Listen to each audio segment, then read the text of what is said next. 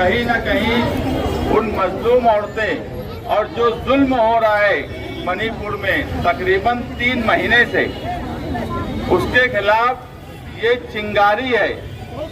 और आपका ये कदम कहीं न कहीं हिंदुस्तान भर में लोगों को हौसला देगा, ताकि उन मजलूम औरतें और मजलूम लोग, सिर्फ वहाँ पर तो एक वीडियो औरतों का यही एक वाकया नहीं है, सैकड़ों लोग वहाँ मारे जा रहे हैं। ना स्टेट की सरकार उस पर ध्यान देती है, ना सेंट्रल गवर्नमेंट उस पर ध्यान देती है।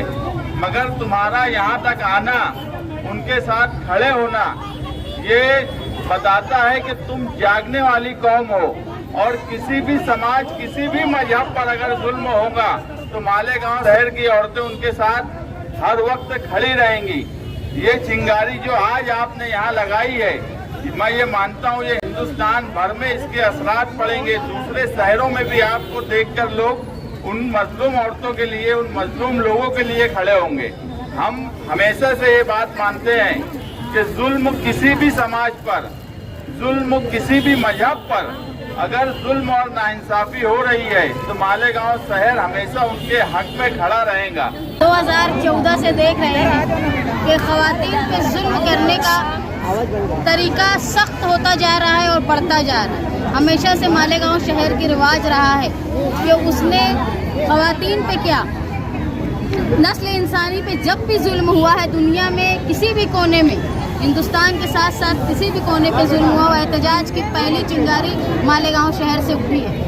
इसको जारी रखते हुए, उस शेवे को बरकरार रखते हुए आज दस्तूर बचाओ कमेटी की तरफ से मणिपुर में जो खवातीन पे जुल्म हुआ, खवातीन को बरहना सड़कों पे चलाया गया और अभी तक 1000 से ज़ायद लोग वो जुलूस में शामिल थे जहाँ खवातीन को बेइज्जत किया गया। उसके बावजूद 3 मेजर जाने के बाद ऐसा बोला जा रहा है कि मुश्किल से 5 लोगों की गिरफ्तारी हुई है और हुकूमत आज भी जो है वो कायम है, उसको बर्खास्त नहीं किया गया। हम लोग यहाँ से मांग कर रहे हैं कि बिल्किस बानो के जानियों को और जो उनके घर के लोगों को जिन्होंने कत्ल किया था उनको रिहा कर दिया गया, उनको वापस जेल में डाला जाए, उनको सख्त सज़ा दी जाए, उनको फांसी की सज़ा दी जाए।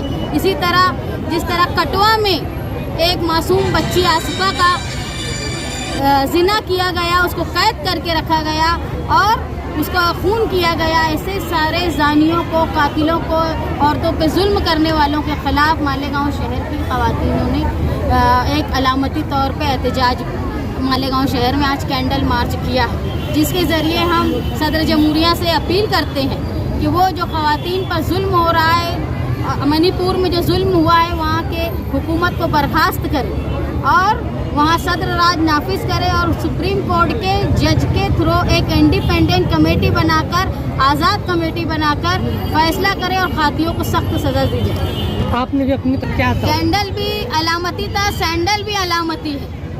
अगर धीरे धीरे सख्ती लाई जाएगी, जिस तरह प्रधानमंत्री ऐलान करते हैं कि बेटी बचाओ बेटी पढ़ाओ, लेकिन जब से एक फिरका परस्त हुकूमत हिंदुस्तान में राज कर रही है, सबसे ज़्यादा तकलीफ में बेटियां ही है। यहाँ तक कि मैं तो ये मानती हूँ अगर बेटी कोई सदर जमहूरिया भी बन जाए तो उसको भी तकलीफ आती है। ये भी हमने पिछले दिनों में हिंदुस्तान में देखा। मर रही है इस देश का अखिलेशी तबका मॉब लिंचिंग में मर रहा है। कहीं ना कुछ मजालिम हर अखिलेशी तबका सह रहा है। मुझे तो दुख इस बात का है कि इस देश की राष्ट्रपति जो खुद कबायली समाज से ताल्लुक रखती है, जो खुद आदिवासी कहलाती है, द्रौपदी मुर्मू, उनको सबसे पहले इस बात का एक्शन लेना था और मणिपुर की सरकार को बर्खास्त कर देना था। बीरेन सिंह ने जो किया, वहाँ एक वाकया नहीं हुआ, 3 मई का वाकया जो हम देख रहे हैं आज, वो 3 मई को हुआ है। ऐसे कई वाकयात मणिपुर में हुए। ये खुद वजीर आला बोलता है अखबार वालों को, कैसे कई वाकयात हुए।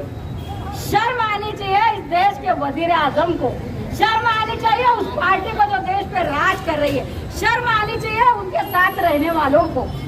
क्या इस तरह की कोशिश इस देश में हुई, बेटियों के साथ नाइंसाफी हुई, जुल्म ज्यादती हुई, वो मुसलमान हो, सिख हो, ईसाई हो या कोई बुद्ध हो या दलित, हर एक औरत, हर एक मर्द अगर जुल्म सितम का शिकार रहेगा तो मालेगांव दस्तूर कमेटी, मालेगांव जनता दल हमेशा आगे रहेगी। निहाल साहब की विचारधारा के मुताबिक चलती रहेगी।